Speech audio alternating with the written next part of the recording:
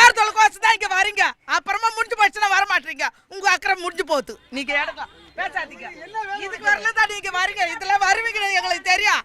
அந்த நாளுக்கு தான் வரீங்க இந்த இடத்துல. அப்ப கூட இது சுத்தம் பண்றது கிடையாது, ஆளு கிடையாது. ஓட்டு முடிஞ்சு போச்சுன்னா வருவாங்க, வர மாட்டீங்க. யாருமே சுத்தம் பண்ண தேவை. நாங்க இந்த நாத்தத்தோட இருந்தா கூட இருந்துடுறோம். அடுத்த மாசம் இன்னைக்கு வந்து டாடா சும்மாலோட இறங்கிடுறீங்க. அடுத்த மாசம் எதுல வருவீங்க? உங்களை எங்க பார்க்க முடியும்? நாங்க சொல்ல எங்க பார்க்க முடியும்?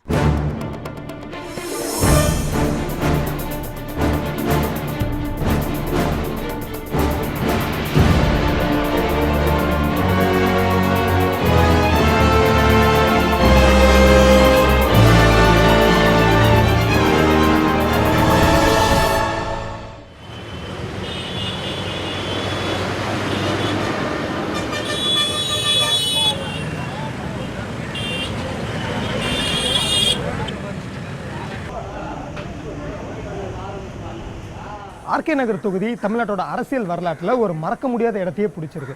மறைந்த முதலமைச்சர் ஜெயலலிதா போட்டியிட்டு வெற்றி பெற்ற இந்த தொகுதியில தான் மதுசூதனன், சகுனம் போன்ற அரசியல்வாதிகளையும் தமிழகத்துக்கு கொடுத்துருக்கு. கடந்த 2 வருஷத்துல மட்டும் 3 தேர்தலை சந்திச்சிருக்க இந்த தொகுதியில உழைக்கும் மக்களும் மீனவ மக்களுமே அதிகமாக வசிக்கிறாங்க.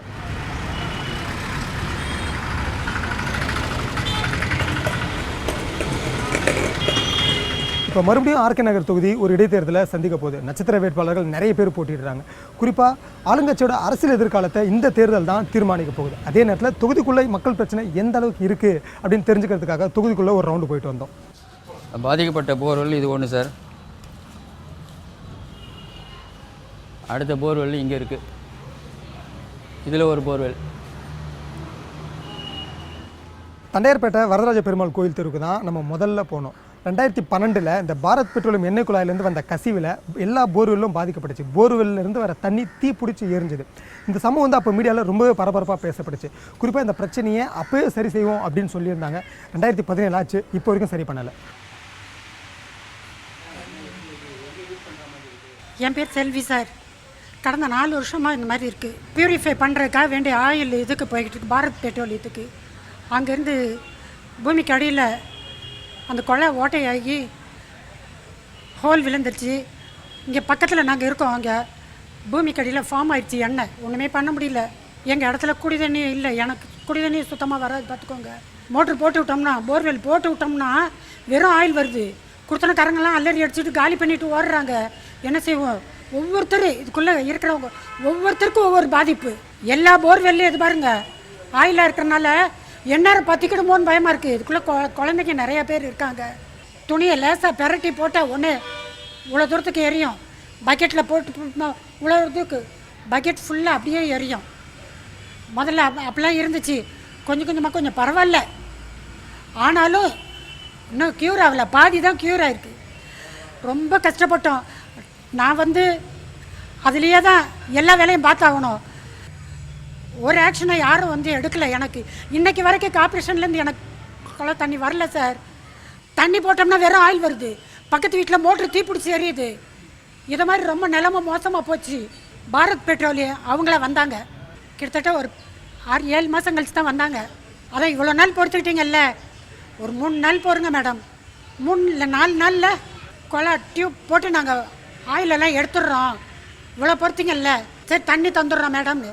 அது என்னைக்கு சொன்னாங்க? அவங்க 2012 சொன்னாங்க சார். யார் யாரோ வந்தாங்க. இன்னைக்கு வரைக்கும் எங்களுக்கு எந்த உதவி யார்கிட்ட இருந்து வரல. ஓட்டு கேட்கறதுக்கு தான் வர்றாங்களே தவிர இது விஷயமா யாரும் எங்களுக்கு எந்த ஒத்தாசையும் பண்ணலை. இது ஒரு போர். இப்போ கவர்மெண்ட் கொடுக்குற தண்ணி இது ஒரு போர். இது வந்து இப்போ 130 அடி போடுகிறோம் இந்த போர். அது 80 அடி ஃப்ரெண்டில் இருந்தது.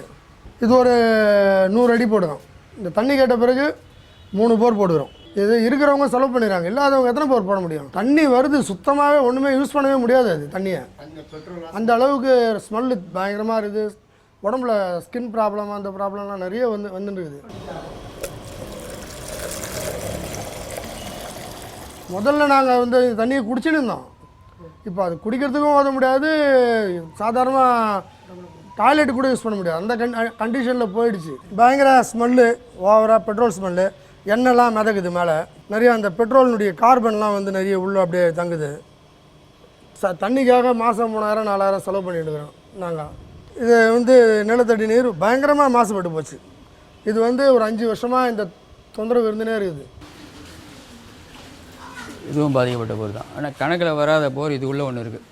எந்த நேரமும் எங்கள் டேங்க் வந்து எரிஞ்சு விடும்போது பயந்து போயிட்டு பல இடத்துல நாங்கள் போலீஸில் கம்ப்ளைண்ட் கொடுத்தோம். யார் ஒவ்வொரு ஆயில் கம்பெனியாக நாங்கள் ஏறி இறங்கணும். எங்களுதில்லைன்னு சொல்லிட்டாங்க. 2012 ஆகஸ்ட்டில் இருந்து இந்த பிரச்சனை இருக்கவே நாங்கள் ஒரு 5-6 மாதம் வந்து இதை மாதிரி பண்ணி கடைசியாக பாரத் பெட்ரோலியம் வந்து ஒரு போராட்டமே நடத்தினோம். 2012லேருந்து 13 வரலும் எங்களுக்கு எந்த வித தண்ணி ஆதாரமும் கிடையாது. அந்த நேரத்தில் வந்து நாங்கள் அவசரப்பட்டது சொல்லவே முடியாது. இருந்த வாடகையாளர் கூட ஒவ்வொருத்தராக காலி பண்ணி போயிட்டாங்க. அந்த 1 இயர் வந்து மேக்ஸிமம் ஒவ்வொருத்தரும் உடல்நிலை பாதிப்பு, டைஃபாய்டு, எனக்கு டைஃபாய்டு, உடனே என் பையனுக்கு டைஃபாய்டு, எல்லாமே ரொம்ப நாங்கள் கஷ்டப்பட்டோம். இன்னி வரலும் கஷ்டப்பட்டு தான் இருக்கோம். லிட்டிகேஷன், பப்ளிக் லிட்டிகேஷன் சொல்லி கிருஷ்ணமூர்த்தி போட்டார் இது தரப்பா. அதுக்கப்புறம் நாங்கள் வந்து காம்பன்சேஷனுக்காக ஒரு வழக்கு தொடுத்திருந்தோம். அதே பசுமை தீர்ப்பாயத்தில் அது ஏற்றுக்கொண்டு அவங்களும் வந்து எந்த விதமான காம்பன்சேஷன் இதுவரை எங்களுக்கு கொடுக்கல. ஆனால் எங்களுக்கு ஃபேவராகவே நீதியரசர் சொல்லிக்கிட்டு இருக்கார். அடுத்த 24ஆம் தேதி வழக்கு வருது. அப்போது இந்த காம்பன்சேஷனை பற்றி ஒரு தீர்வுக்கு எட்டலாம் அப்படின்னு சொல்லியிருக்காரு. இதுக்கு இடையில் வந்து இது உள்ளே வந்து ஒரு 60-70 வாசிகள் இருக்கும். அதுவும் இல்லாமல் பக்கத்தெரு ஃபுல்லாகவே கிட்டத்தட்ட 1.5-2 கிலோமீட்டர் வரைக்கும் இது ஆயில் பரவிடுச்சு. இது நிரந்தர தீர்வு கேட்டு நாங்கள் கோர்ட் மூலிமா போனோம். அவங்க வந்து டெய்லியும் ஒரு வீட்டுக்கு வந்து 150 லிட்டர் தண்ணி கொடுக்குறேன் அப்படின்னு சொல்லி கொடுக்குறாங்க. அது வந்து எங்களுக்கு போதியதாக இல்லை. ரெண்டாவது எங்களுக்கு இழப்பீடு எதுவும் தரல. ஒவ்வொரு வாட்டியும் நாங்கள் சொல்லிட்டு தான் இருக்கிறோம். அரசாங்கத்துக்கிட்ட முறையிட்டு இருக்கிறோம், தொகுதி எம்எல்ஏ கிட்ட சொல்லிட்டு இருக்கிறோம். இது வரைக்கும் யாரும் எதுவும் செய்யலை. 4வது எலெக்ஷன் வருது. இது வரைக்கும் எங்களுக்கு ஒரு நிரந்தர தீர்வே கிடைக்கல. நாங்கள் வந்தால் உடனே பண்ணிவிடுவோம், 2 மாதத்தில் முடிக்கிறோம், 3 மாதத்தில் முடிக்கிறோம் அப்படின்னு எங்களுக்கு இப்போ சொல்லிட்டு தான் இருக்கிறாங்க. நாங்களும் அதை கேட்டு சரி பண்ணிவிடுவாங்கன்னு சொல்லிட்டு இருக்கிறோம். ஏற்கனவே நடந்த தேர்தலில் ஒன்றும் பண்ணல. இப்போ இந்த இடைத்தேர்தலில் ஒன்றும் பண்ண போகிறது கிடையாது, நல்லா தெரியும். உள்ளாட்சி தேர்தல்னா அது எதாவது பண்ணுவாங்களான்றது வாக்குறுதியே தான் சொல்லிட்டு இருக்கிறாங்களே தவிர நிரந்தர தீர்வு எந்த அரசாங்கமும் வரப்போகிற அரசியல் கட்சி தலைவர்களும் யாருமே ஒரு இதாக சொல்லலை. நிலத்தடி நீர் மாசுபடுது அப்படின்னு சொல்லி இந்தியன் ஆயில் கவர்மெண்ட்டு சொல்லுது. நாங்கள் 1 லட்ச ரூபா தரேன்னு சொன்னாங்க. நாங்கள் சொன்னோம் எங்களுக்கு இந்த 1 லட்ச ரூபாய் இப்படிலாம் தந்தால் பத்தாது. எங்களுக்கு இந்த போரே வந்து 90 அடி 100 அடி போடுறோம், எங்களுக்கே 1 லட்ச ரூபா செலவாகுது. நீங்கள் அதை கொடுத்தீங்கன்னா மீதி இருக்கிற காலத்துக்கு எங்களுடைய நிரந்தர தீர்வு என்ன இருக்குது அப்படின்னு சொல்லி அவங்கள கேட்டோம். போர் தண்ணி பயங்கரமாக சாக்காடை கலரில் வருது, கருப்பாக வருது. பெட்ரோலு ஸ்மெல்லு தாழ முடியல, அவ்வளோ பிளாக்காக வருது. டாய்லெட்டு கூட யூஸ் பண்ணாக்கா எரிச்சல் எடுக்குது, உடம்புல பட்டால் எரிச்சல் எடுக்குது. பேரலில் கொடுக்குறாங்க. இந்த தண்ணி வந்து 6 கொடுத்தனம் இருக்குது. கொடுத்தா 1000 லிட்ரு வந்து ஒரு எவ்வளோ பேர் யூஸ் பண்ண முடியும்? 200 லிட்டருக்கான 150 லிட்டர் தான் நம்மளுக்கு வருது. அதை துணி துவைக்கணும், குளிக்கணும், மற்ற சமையல் செய்யணும், எல்லா வேலையும் இதுலேயே பண்ணினா முடியாது. இப்போ தண்ணி பஞ்சம் வேறு ரொம்ப பயங்கரமாக தலைவரிச்சு ஆடுது. தலைக்கு தேய்ச்சி குளிக்கவே முடியல, அவ்வளோ ஆயில். குளிச்சுட்டு போனாலே அந்த ஸ்மெல் தான் அடிக்கும். எத்தனை சென்ட் போட முடியும் சொல்லுங்கள்? சென்ட் யூஸ் பண்ணுறவங்க யூஸ் பண்ணிக்குவாங்க, சென்ட் யூஸ் பண்ணாதவங்க சோப்பு போட்டாலும் அலர்ஜி வருது இந்த தண்ணியால். இதுக்கு முன்னாடி இந்த ஸ்கின் அலர்ஜி இல்லாமல் இருந்துச்சு. மக்களுக்கு வர இடைத்தேர்தல் வரவங்களாச்சும் நல்லா செஞ்சால் நல்லாயிருக்கும்.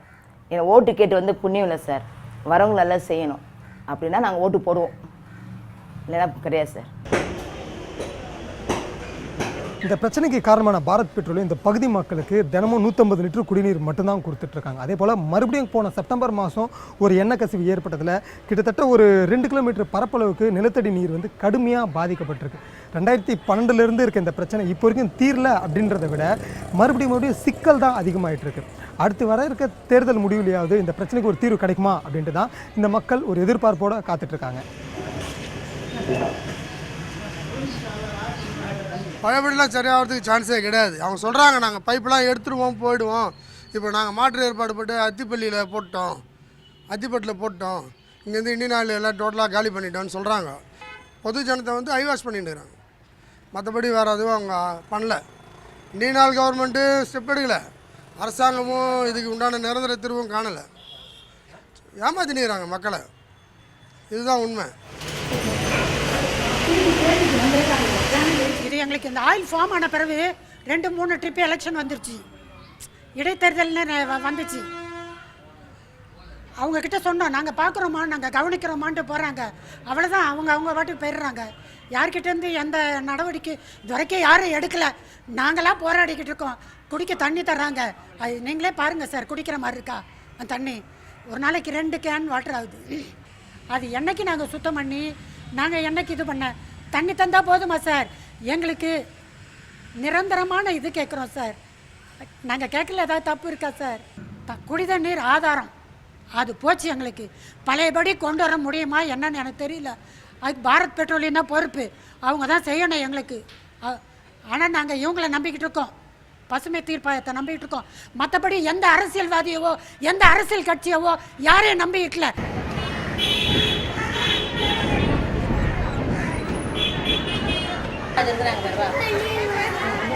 யாரெல்லாம் இங்க வந்து ஓட்டு கேட்கறாங்களோ, எம்எல்ஏ இடைத்தேர்தலுக்கு நிக்கிறாங்களோ, அவங்க எல்லாருமே இந்த இடத்துல இந்த குப்பையாண்ட நின்று மீட்டிங் போட சொல்லுங்க. அந்த நாத்தத்தை 1 மணி நேரம் பொறுக்க சொல்லுங்க சார். எவ்வளவு அவஸ்தைப்படுறோன்றத அப்ப அவங்களுக்கு தெரியும். அவங்க மீட்டிங் போற இடத்துல போய் பாருங்க, எவ்வளவு கிளீனா இருக்கும் பாருங்க. சுத்தம் பண்ணி அந்த இந்த எல்லா பவுடரும் கொட்டி அவங்க வரதுல கிளீனா இருக்கும் அந்த இடம். எல்லாரும் இந்த இடத்துல வந்து 1 மணி நேரம் நிக்க சொல்லுங்க. தேர்தல் வந்தா அவன் கொள்ளாச்சு துண்டுறதுக்கு நாங்க ஓட்டு போடணும். கவுச்சு கடையை சுத்தம் பண்ணி கொடுக்க ஆள் கிடையாது. ஓட்டுக்கு மட்டும் வந்துடுறீங்க. என்ன இவ்வளவு இதாச்சு, ஒரு 10 ரூபாய் இன்னும் வாங்கல, இன்னும் எல்லாம் எழுதிட்டு போனாங்க. இன்னும் அங்க ஓடுங்க இங்க ஓடுங்கன்னாங்க. இப்ப எவன் வாங்கி ஊரை கொண்டு போய் அவங்க கொண்டு விற்க போறீங்க?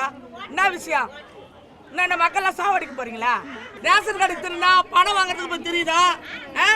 யாருக்க பின்ஷன் கிடையாது, சாப்பாடு கடை எடுக்க போறாங்களா? பிச்சைக்காரங்க 5 ரூபாய் எடுத்துட்டு போய் எங்க போய் சாப்பிடுவாங்க? ஆர்கே நகரில் இருக்க மிகப்பெரிய பிரச்சனையே பொல்யூஷன் தான். ஒரு பக்கம் நிறைய தொழிற்சாலை இருக்குது, இன்னொரு பக்கம் கொடுங்கியூர் போல் பெரிய குப்பை கொட்டுற இடங்கள் இருக்கிறதுனால இங்கே பெரிய அளவில் சுகாதாரம் வந்து பாதிக்கப்பட்டிருக்கு. அடுத்து வஉசி நகரில் இருக்க ஒரு மீன் சந்தைக்கு நம்ம போயிருந்தோம். எந்த ஒரு பராமரிப்பும் இல்லாமல் ஒரு மோசமான நிலைமையில தான் அந்த மீன் சந்தை வந்து இருந்துகிட்ருக்கு. சென்னையில் இருக்க மொத்த குப்பையை எடுத்துகிட்டு வந்து ஆர்கே நகரில் கொட்டுறாங்க.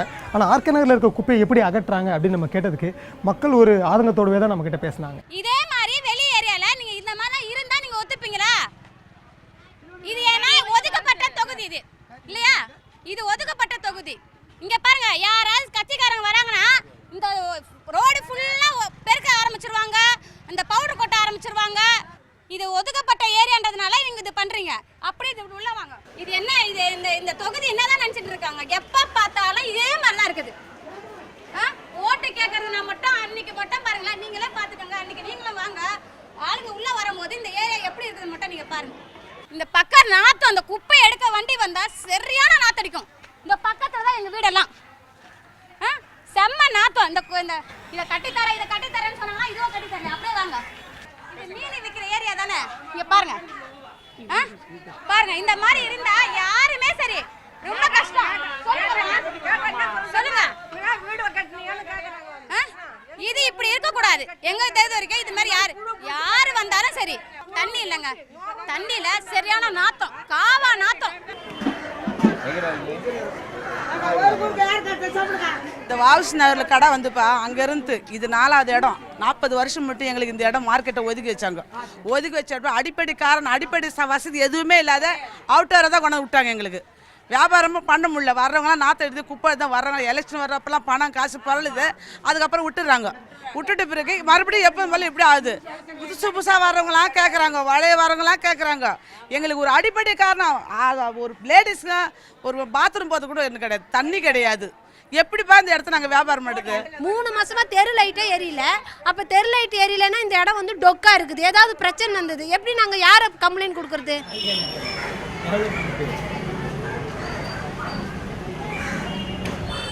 மீன் மார்க்கெட் மட்டும் இல்லைங்க, அதை சுற்றி வசிக்கிற மக்களும் ரொம்ப கோபமாக தான் பேசுகிறாங்க. அடுத்தடுத்து 4 தேர்தல் வந்துருச்சு, ஆனால் இன்னமும் எங்களோட நிலைமை மாறலையே, இதுக்கு மேலேயே நாங்கள் யாரை நம்பி ஓட்டு போடுறது அப்படின்னு அந்த மக்கள் கேட்குறப்போ நம்மக்கிட்ட சொல்கிறதுக்கு எந்த பதிலுமே இல்லை.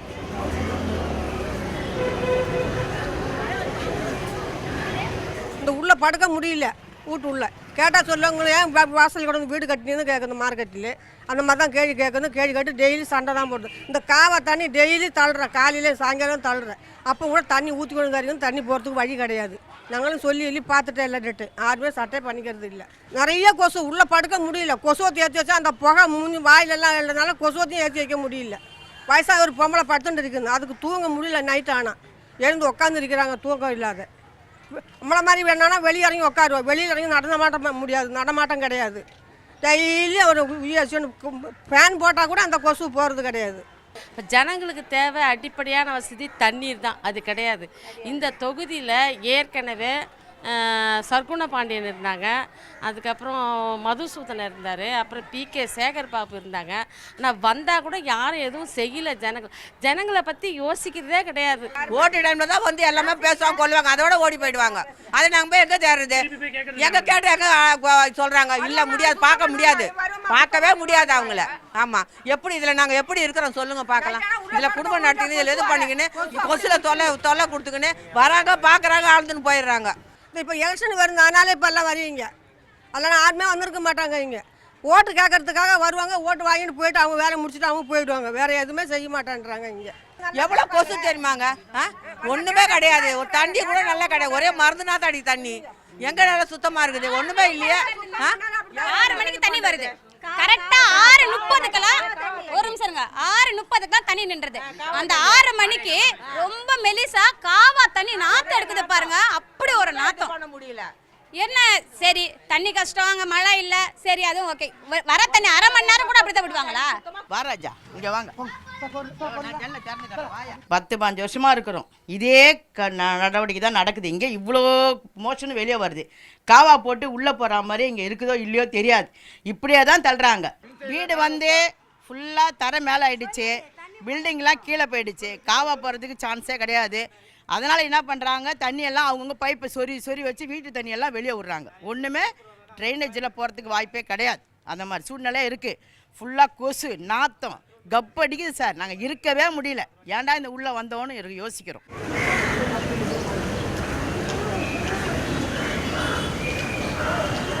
RK நகரில் தான் அந்த குடிசை மாற்று வாரிய குடியிருப்பு பகுதிகள் அதிகமாக காணப்படுது. கழிவுநீர் கால்வாய்கள் முறையான பராமரிப்பு இல்லாததாலேயும் செயலிழந்து போனதாலேயும் ஒவ்வொரு வீட்டுக்கு பின்னாடியும் ஒரு சாக்கடையே ஓடுது. காவை வந்து அடைச்சிதுன்னா வீட்டுக்குள்ளே தண்ணி வந்துடும். வீட்டுக்குள்ளே பாத்ரூமில் தண்ணி வந்து பாத்ரூமில் வீட்டில் வந்து ஊற்றிக்கும். நாங்கள் சாப்பிட முடியாது, தூங்க முடியாது, எதுவும் செய்ய முடியாது. அந்த பிரச்சனை எங்களுக்கு ரொம்ப, குழந்தைங்களாம் வச்சுன்னு இருக்கவே முடியாது எங்களால். கொசு பிரச்சனை இருக்கும், நாற்றம் அதிகமாக இருக்கும், உள்ளே உட்காந்து சாப்பிட முடியாது, தூங்க முடியாது. நாங்கள் பிள்ளைங்களுக்கு உடம்பு சரியாமல் போகும், வாந்தி வரும், பேதி ஆகும். ஒரு 3 மாதம் நல்லா ஓடும் தண்ணி, அவங்க வந்து எடுத்தாங்கன்னா அதுக்கப்புறம் திரும்ப அடைச்சிக்கும். நாங்கள் திரும்ப போய் கொடுப்போம், திரும்ப வருவாங்க, திரும்ப போவோம், திரும்ப வருவாங்க. அப்படி தான் இருக்குது. அது வந்து பல வருஷமாக 10 வருஷமாக அப்படியே தான் இருக்குது. எத்தனை ஆஃபீஸில் வந்து பார்க்குறாங்க கொள்கிறாங்க. இதுலேருந்து இது வரும் ட்ரைனேஜ் கிடையாது, மழை பெஞ்சா தண்ணி போகிறது வசதி கிடையாது, யாருமே இது வரலாம் கவனிக்கல. அங்கே பலன் வண்டி வச்சாங்க ட்ரைனேஜ் போகிறதுக்கோசரம், அதோட சரி. இது வந்து இன்னும் சினிமாவில் சொல்லுவாங்களா அத்திப்பேட்டையில் சிட்டிசன் அது மாதிரி தான் இருக்குது. இது இயற்கை பேரிடர்கள் வரும்போதெல்லாம் கடுமையான பாதிப்புக்கு உள்ளாகிறது இந்த RK நகர் தாங்க. இயல்பாகவே கடினமாக இருக்கக்கூடிய இவங்களோட வாழ்க்கை சூழல் இந்த வெள்ளம் மழை அது போன்ற பேரிடர் காலத்தில் மேலும் கடினமாயிருது. மழை பெஞ்சுன்னா இந்த ஊரே சகதி தான். வீட்டுக்குள்ளே தண்ணி வந்துடும், ஒன்றாத்துக்கு பின்னாடி தான் முன்னாடி தான் வரும். சோறும் பியும் ஒன்றா சாப்பிட்ற நிலமை தான் இது. நாங்கள் சாப்பிட முடியாது, தூங்க முடியாது, பசங்களை வச்சுன்னு இருக்க முடியாது, எங்கேயும் போகவும் முடியாது. தண்ணியிலே தான் நாங்கள் இருப்போம். ஒரு 15 நாள் அப்படியே தான் இருப்போம். நாங்கள் அந்த 15 நாளைக்கு மழை பேஞ்சு விட்டு தண்ணி கரைஞ்சாதான் நாங்கள் சாப்பாடு செய்து சாப்பிட்டு படுக்க முடியும். இல்லைன்னா அது ரொம்ப பாதிப்பாக இருக்கும், காவாவும் மழை தண்ணியும். இதுதான் ட்ரைனேஜ். இதுலேருந்து அதோட கிடையவே கிடையாது. ட்ரைனேஜ் கிடையாது. இது வரல ட்ரைனேஜே கிடையாது. இந்த லைன் இங்கே எடுத்து விட்டாங்க. இந்த ஓவர் ஃபில் ஆகி போச்சுன்னா எப்படி வந்துடும் தண்ணி? எவ்வளோ முறை நாங்கள் சொல்லியாச்சு, கவுன்சிலர் வந்து ரிப்போர்ட் பண்ணியாச்சு, MLA வந்து ரிப்போர்ட் பண்ணியாச்சு, யாருமே இது வரல ஆக்ஷன் எடுக்கலை. இந்த சாக்கடைக்குள்ளே இந்த மக்கள் எப்படி வாழ்கிறாங்க அப்படின்றது புரியவே இல்லை. கொசு, குப்பை, சாக்கடை இது போல் எந்த ஒரு அடிப்படை பிரச்சனையும் இங்கே இன்னும் தீர்க்கப்படவே இல்லை.